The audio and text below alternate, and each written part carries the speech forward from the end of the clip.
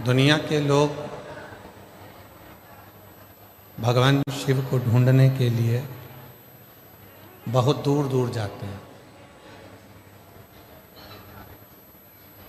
शिव महापुराण की कथा कहती है कि शिव जी को ढूंढने के लिए बहुत दूर जाने की जरूरत नहीं।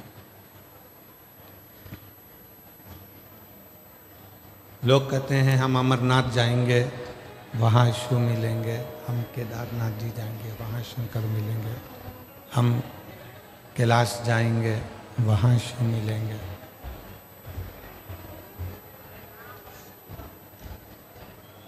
शिव को ढूंढना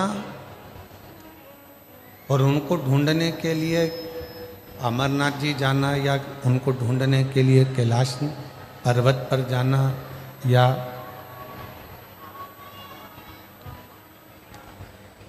केदारनाथ जा रहे हैं, सोमनाथ जा रहे हैं, उज्जैनी महाकाल जा रहे हैं, विश्वनाथ जा रहे हैं, तो पूछा क्यों जा रहे हो? तो कहा भगवान शंकर को ढूंढने के लिए, भगवान शंकर को प्राप्त करने के लिए। पर शिव महापुराण की कथा तो कहती है, भगवान शंकर का चरित्र तो कहता है, भगवान शंकर की कथा तो कहती है, शिव महापुराण की कथा तो कहती है कि शिव को पाने के लिए कोई तीर्थ में अगर आप भगवान को ढूंढने के लिए जा रहे हो तो सबसे पहले शंकर भगवान को आप अपने भीतर ढूंढिए, अपने अंदर ढूंढने का प्रयास करिए। शिव जी को अपने अंदर ढूंढने का प्रयास करो। भगवान शंकर को अपने अंदर ढूंढने का प्रयास करिए। सबसे पहले यदि शिव जी को अगर ढूंढना है तो अपने भीतर ढूंढना पड़ेगा।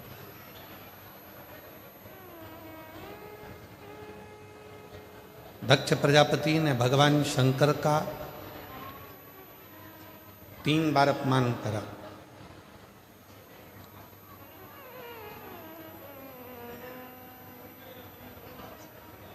एक बार जब विवाह का समय था माता सती का, तो शिव जी की मूर्ति बनवाकर दरवाजे पर उसको खड़ा कर दिया। शंकर जी की मूर्ति बनवा के दरवाजे पर खड़ा कर दिया उसको।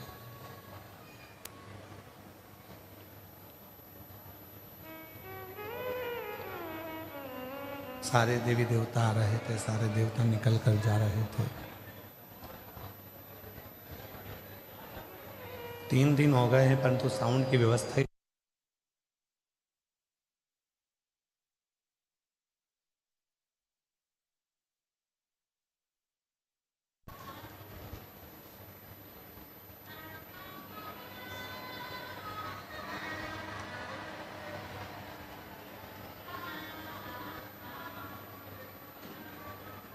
दक्ष प्रजापति ने 3 बार शिव जी का अपमान कर दिया। एक बार दरवाजे के विवाह के समय पर जब माता सती का स्वयंवर किया, जब माता सती का स्वयंवर रखा गया, तब दरवाजे पर शिव जी की मूर्ति बनाकर खड़ी कर दी, जिससे सब आए और सब अंदर आते समय शंकर भगवान की उस मूर्ति को देखे, तो उस मूर्ति को देखकर उनके मन में ये भाव उत्पन्न हुआ, उनके मन के अंदर ये क्रम।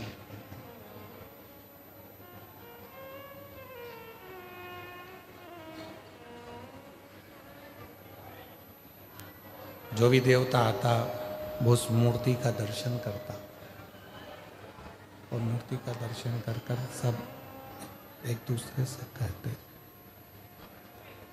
कि ये शिव जी की मूर्ति, भगवान शंकर की मूर्ति दरवाजे पर लगाने की जरूरत क्या है? शिव जी की मूर्ति को दरवाजे पर क्यों लगाया गया? पर दक्ष प्रजापति एक भी शब्द नहीं कहता। माँ सती का जब स्वयंवर रखा गया, माँ सती के स्वयंवर में सबको बुलाया गया, शिव जी को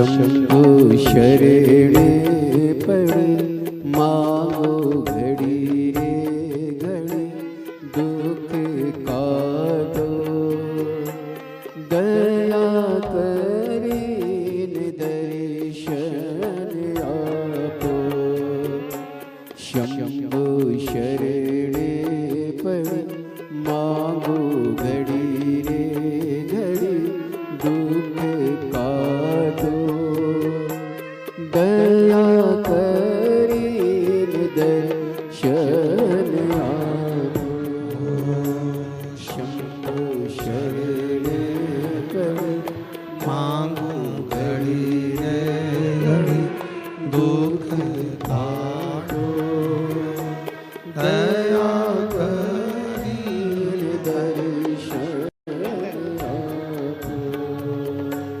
शंभु शरण पड़ी मांगो घड़ी रे घड़ी दुख काटो दया करीन दर्शन शिव केवल दिखावट में नहीं होना चाहिए। भगवान शंकर केवल आप स्वरूप शिव जैसा बना लो या शिव जैसा आपका स्वरूप हो जाए, जटा बढ़ा ली, त्रिपुंड लगा लिया, गले में रुद्राक्ष की माला पहन ली, इससे शिव तत्व की प्राप्ति नहीं हो सकती। शिव तत्व की प्राप्ति है भगवान शंकर के विचारों को, भगवान शंकर का जो स्वरूप है उसको, और भगवान शंकर ने जो जो कहा उसको अपने भीतर उतारना। ये नहीं चल रहा है कुछ भी। भगवान शिव के विचारों को, भगवान शंकर के स्वरूप को अपने भीतर उतारो। आप और हम काय में लगे हैं? शिव जी ने जटा बनाई तो अपन भी जटा बनाए। शिव जी ने त्रिपुंड लगाया है तो अपन भी त्रिपुंड लगाए।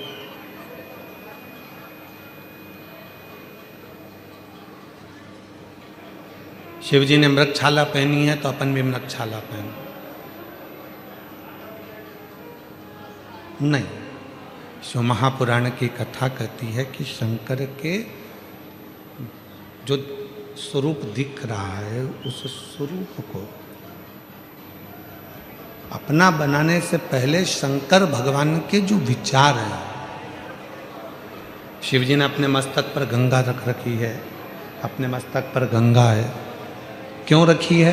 कि जितना हो सकता है बुद्धि की भी शीतलता हो, मन की भी शीतलता।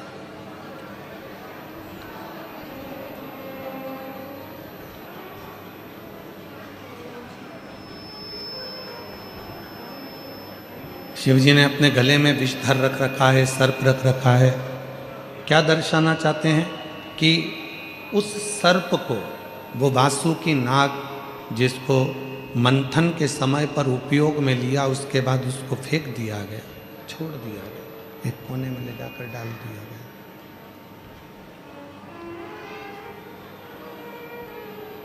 कोई देवता उस वासुकी नाग को पूछने भी नहीं गया कि तुझे तकलीफ क्या।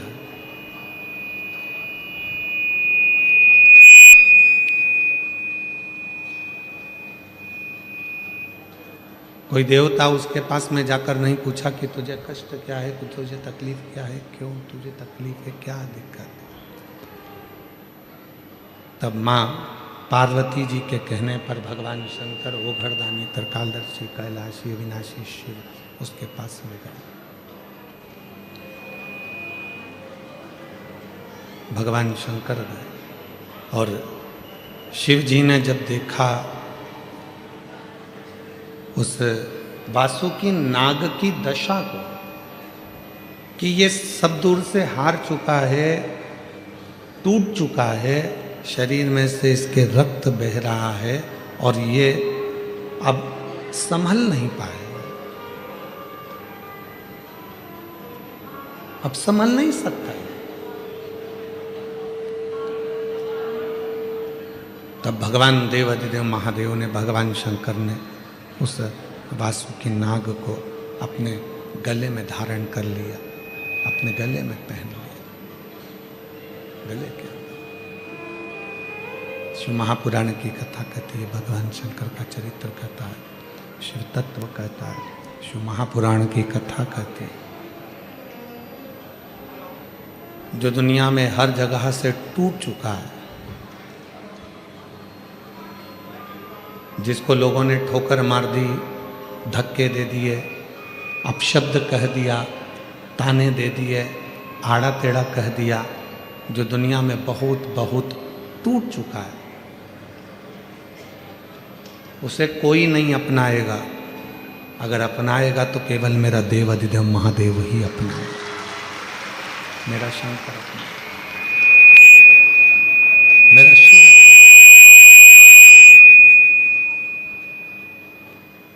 उसके सिवाय कोई उसको अपना नहीं सकता।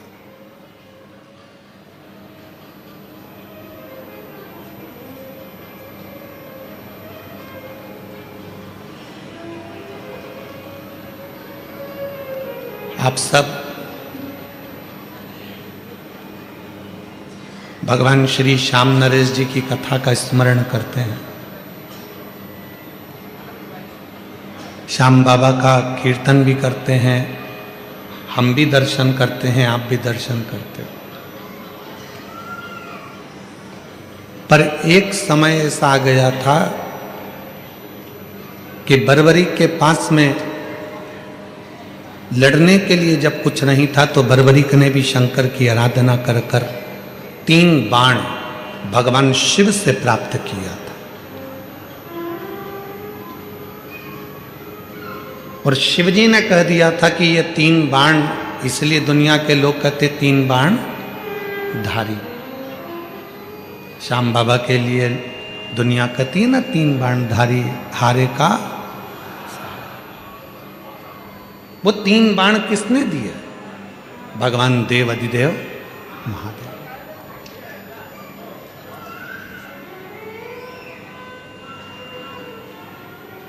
शिव ने ये दर्शाया, शिव ने ये बताया कि दुनिया में कोई हार चुका है, थक चुका है, ठोकरें खा चुका है, और वो सारी दुनिया में जब वो हर जगह से हार जाता है, ठोकर खा लेता है, फिर वो जब शिव की शरण में आता है, शंकर की शरण में आता है, तो वो खाली नहीं जाता। शिव उसको स्वीकार कर लेते हैं, शंकर उसको स्वीकार।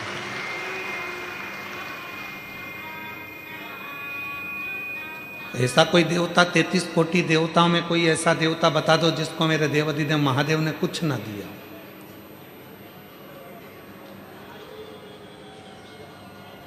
ऐसा कोई देवता बता दो 33 कोटि देवता में जिसको भगवान शंकर ने कुछ प्रदान ना किया। इंद्र को भी उसकी सत्ता वापस मिली है तो शिव की कृपा से मिली।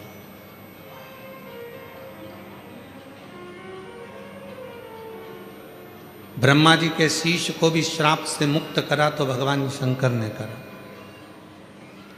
भगवान नारायण को भी अगर सुदर्शन चक्र दिया तो भगवान शिव ने दिया।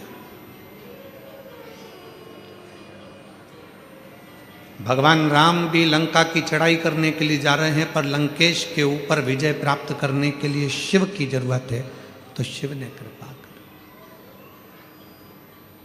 जब भगवान कृष्ण की 16,108 रानियों से संतान की प्राप्ति नहीं हुई, तब गर्गाचार्य बाबा के कहने पर शिव की आराधना करें।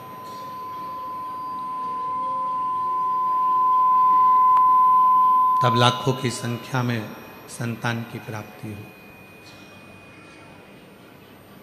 कौन है ऐसा जिसको मेरे देव अधिदेव महादेव ने नहीं दिया?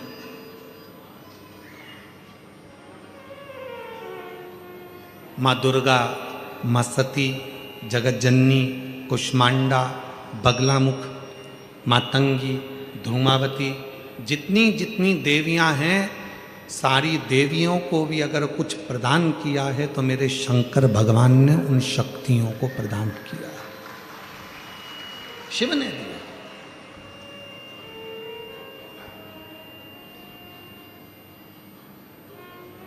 वो किसी को हारा हुआ नहीं देख सकता, वो किसी को टूटा हुआ नहीं देख सकता। और मेरी जीजियों, मेरे जीजाओं, मेरी बेटियों, बेटाओं, मेरे बुजुर्ग माँ बाप, याद रखना, बहुत ज़्यादा संख्या में आप लोग आए हो।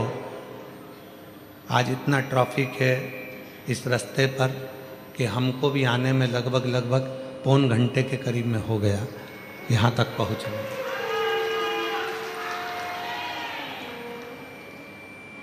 आप लोग सोचते होंगे गुरुजी हमेशा साउंड वाले को चिल्लाते हैं। दुख होता है जो धूप में बैठे हैं उनको देखकर, कि वो लोग 4-4 घंटे पहले से इंतजार करते हैं कथा का, एक जैसी धूप में अपने अपने बच्चों को लेकर, बुजुर्गों को लेकर बैठे रहते हैं। और अगर माइक की व्यवस्था या पंडाल की व्यवस्था ठीक ना हो तो अंदर से दिल कचोट जाता है हमारा भी देखकर। साउंड वालों का क्या है, उनको तो पैसा मिलेगा, लेकर चले जाएंगे, महाराज जी चिल्लाएंगे 3 घंटे।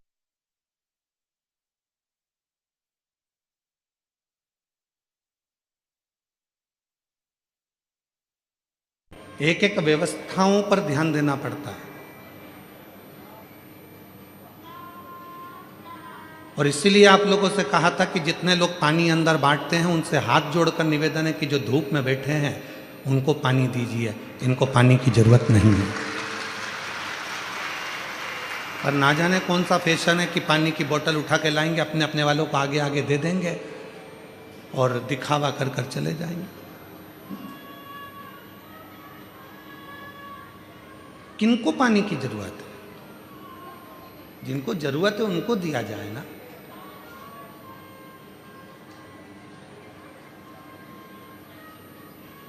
शिव जो टूट चुका है, जो हार चुका है, शंकर भगवान उसको स्वीकार करते हैं। दुनिया तुमको ताना दे दे, दुनिया तुमको अपशब्द कह दे, दुनिया तुमको गाली दे दे, दुनिया तुमको आड़ा टेढ़ा कह दे, जब तुम्हारे परिवार वाले भी तुमको ना गिने, जब तुम्हारे परिवार वाले भी तुमको आदर ना करें, सम्मान ना दे, सत्कार ना दे, तब तुम अंदर से मत टूटना। एक लोटा जल उठाना, शिव जी के मंदिर जाना चालू कर, शंकर की चौखट पर जाना प्रारंभ। आप में से कितनी मेरी जीजियां हैं जो वट सावित्री का व्रत करती हैं? हाथ उठाओ जरा। वट सावित्री का व्रत रखो। सावित्री माता की कथा को जानती हो?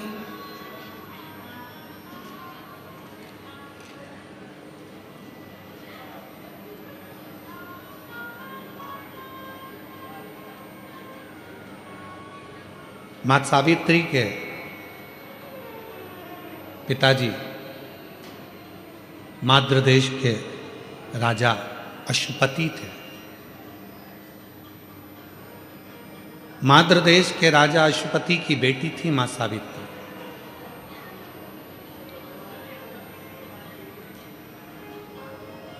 और राजा अश्वपति शिव की भक्ति बहुत करते थे।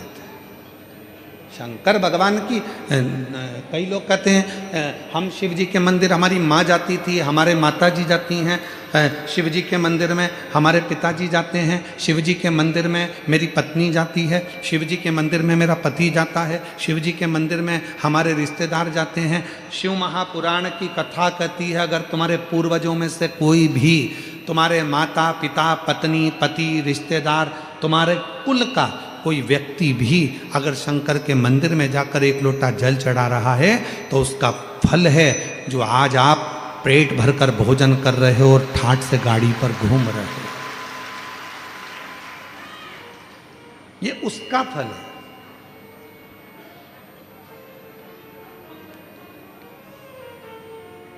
मां सावित्री के पिता अश्वपति जी, महाभारत की यह कथा है। ये जो वट सावित्री का व्रत है ये महाभारत की कथा है। महाभारत के वन पर्व में सावित्री माता का चरित्र आता है। सावित्री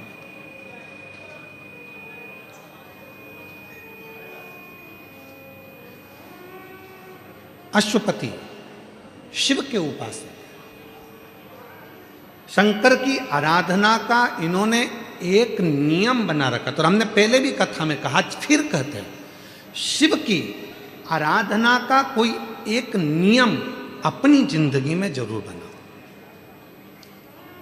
कुछ नहीं नियम बनाओ तो एक चावल का दाना रोज शिव जी को चढ़ाऊंगी, फिर वो मंदिर में जाकर चढ़ाऊं, चाहे मेरे घर में जो शिवलिंग है उस पर चढ़ाऊं, चाहे अगर मैं रास्ते में चली गई, प्रवास में चली गई, बाहर चली गई, तो वहाँ गमले की मिट्टी को ऊपर कर कर एक चावल का दाना चढ़ाऊं, पर मैं प्रतिदिन शंकर के शिवलिंग पर एक चावल का दाना जरूर चढ़ाऊंगी।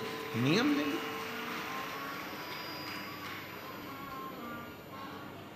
कोई कोई माताएं नियम ले लेती है कि मैं शंकर भगवान पर एक लोटा जल जरूर चढ़ाऊं, एक पत्र है, अच्छा है।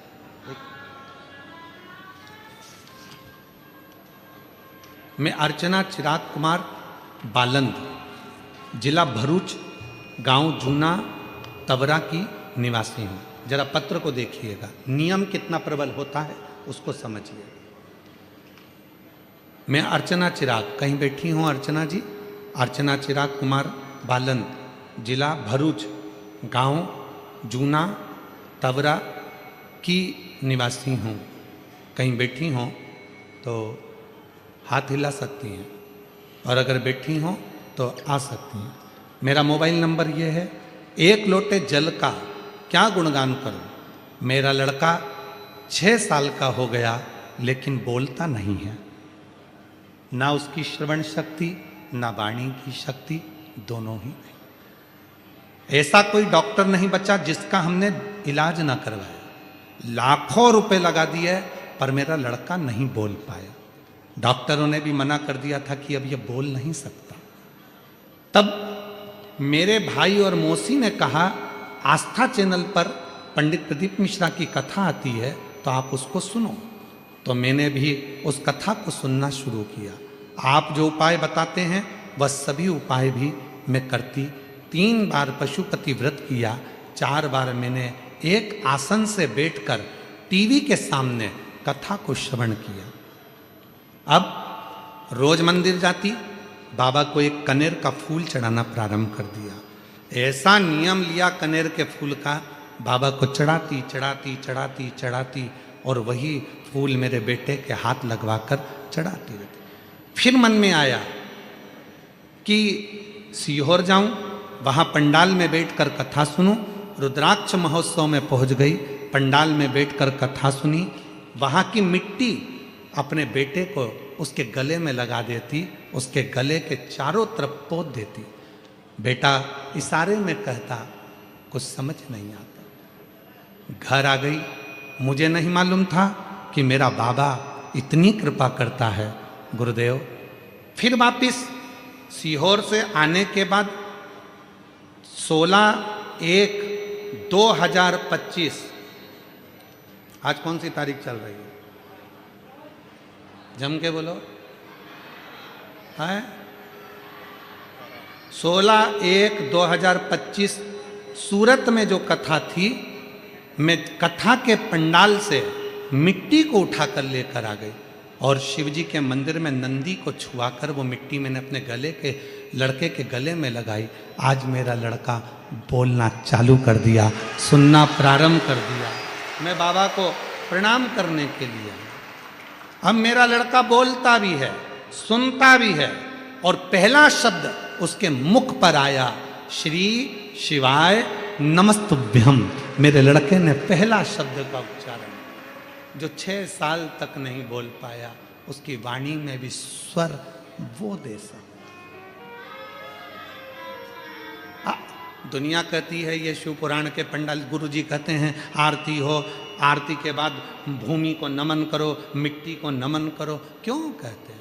इतने शिव भक्त जब एक साथ बैठकर श्री शिवाय नमस्तुभ्यम कहते हैं, इतने शिव भक्त कितने कितने घंटे से यहाँ बैठकर इंतजार करते हैं शंकर की कथा का, तो भक्त इंतजार नहीं करते, उस भक्त के अंदर मेरा शिव बैठकर उस इंतजार को कराता है, कथा सुनता है, मंत्र जाप करता है। तो वहाँ की जो मिट्टी है वो भी चंदन बन जाती है, वहाँ की जो मिट्टी है वो भी श्रेष्ठ बन जाती है, वहाँ की जो मिट्टी है वो भी अपना कार्य करना प्रारंभ कर देती है।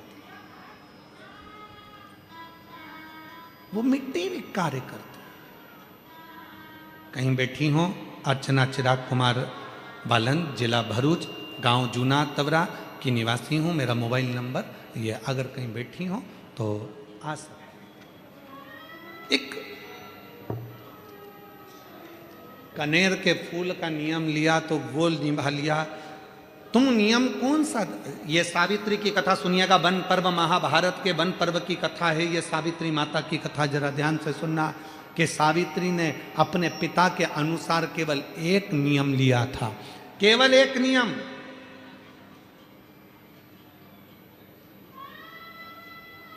दीप, आसन और पात्र एक होना चाहिए, ये नियम सावित्री ने लिया था। आगे आप कथा में सुनेंगे।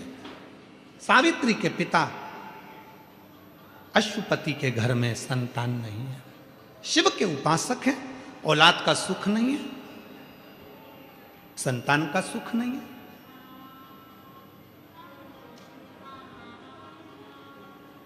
मेरे भोले बाबा ने देखा कि अश्वपति शिव की बहुत आराधना मेरी करते हैं।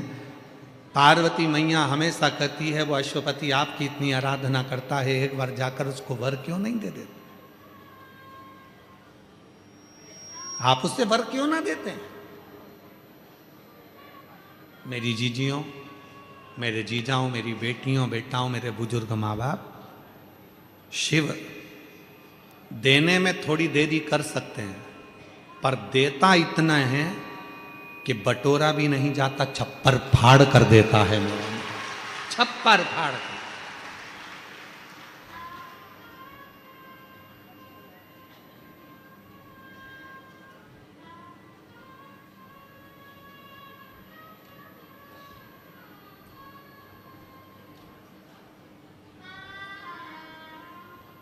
आज सूरत के कथा के मुख्य यजमान मिश्रा जी और सेंगर जी दोनों आए हुए हैं। कहीं बैठे होंगे आप? हाँ, ये बैठे। ये दोनों कथा के मुख्य यजमान, सूरत की कथा के। इनकी धर्म पत्नी जब एक बार मिलने के लिए जब आई तो दोनों की धर्म पत्नी के मुख पर एक ही शब्द था, गुरुजी। भोले बाबा ने ऐसी कृपा करी, हमारी सामर्थ्यता नहीं थी, फिर भी सूरत में हमें मुख्य यजमान बनाकर बिठाकर कथा श्रवण करा दी। और दूसरी बात सुनना इनकी धर्म पत्नी की, कि वो मिश्रा जी की धर्म पत्नी, सेंगर जी की धर्म पत्नी कहती है कि बाबा भोलेनाथ जी से गुरुजी कहकर जाना, 1-2 साल में बाबा हमको इतना छप्पर फाड़ कर दे कि हम फिर कथा कराएं और बाबा की कृपा से वो कथा श्रवण। बैठिए। प्रसन्नता चेहरे पर होना चाहिए। हम यहाँ के जो जजमान हैं बड़ौदा के चंद्रपाल जी, उनको भी धन्यवाद। उनके भी चेहरे पर इतनी प्रसन्नता जैसे कोई तिजोरी का माल मिल गया।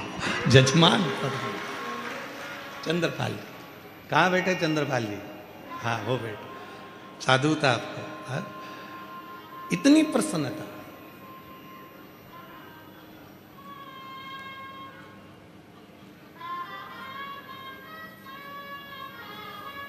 साधुवाद चंद्रपाल जी, आपको बहुत बहुत साधु।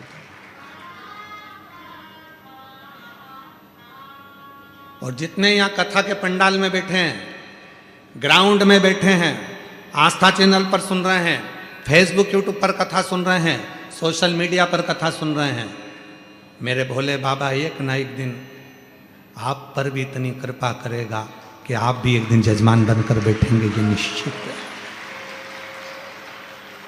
देवता देते हैं पल्ला झाड़ कर, और मेरा कुबरेश्वर बाबा देता है छप्पर फाड़ कर। वो कम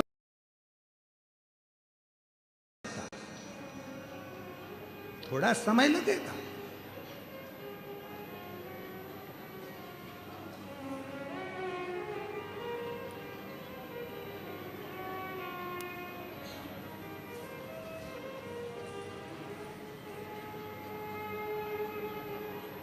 कथा में पानी पिलाने वाले का वो पानी का प्लांट डलवा देता है।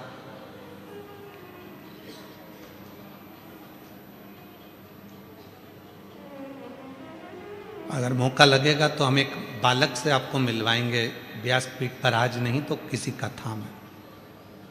सेवा करता था, पढ़ाई कर रहा था एलएलबी की, और शिव कृपा से मजिस्ट्रेट के एग्जाम में बैठा, और बाबा की कृपा से आज छत्तीसगढ़ में जज बनकर विराजमान, मजिस्ट्रेट बनकर। रायसेन में, मध्य प्रदेश के रायसेन में एक पति पत्नी दिन रात कथा के पंडाल में सेवा करे, और पत्नी ने उसी कथा के बीच में एग्जाम दिया, और वो अखबार में भी छपा। एग्जाम दिया कथा के मध्य में, और वो मजिस्ट्रेट बनकर बैठी है, बेटी एक चौरसिया। शिव शिव है। दुनिया को लगता है कि केवल कथा सुनने के लिए आए, ना ना ना, तुम्हारे भीतर जो भाव है, तुम दिल से जो बाबा से कहना चाहती हो, वो तुम अपने मन से उसको कह कर जाना। कह कर जाओगी, वो सुनेगा, श्रवण करेगा, सुनता है। बस याद रखना, जिससे भी बात करना है उसका नंबर सही लगाना। पति को फोन लगाओ और मालूम पड़े नंबर गलत है, तो फोन बिमलेश को लगना था, लग जाएगा कमलेश को। बोलो सही है कि गलत है? नंबर सही लगना चाहिए। कई बार जल्दीबाजी में हमारा नंबर गड़बड़ हो जाता है, और हम कहते हैं कौन मौसी बोल रही हो? मौसी की जगह कहीं दूसरी कोई उठा ले और कह कौन मौसी? आज तो लगा दिया, आगे से फोन मत लगाना, रॉन्ग नंबर। नंबर सही लगेगा तो निश्चित है कि मौसी ही फोन उठाए।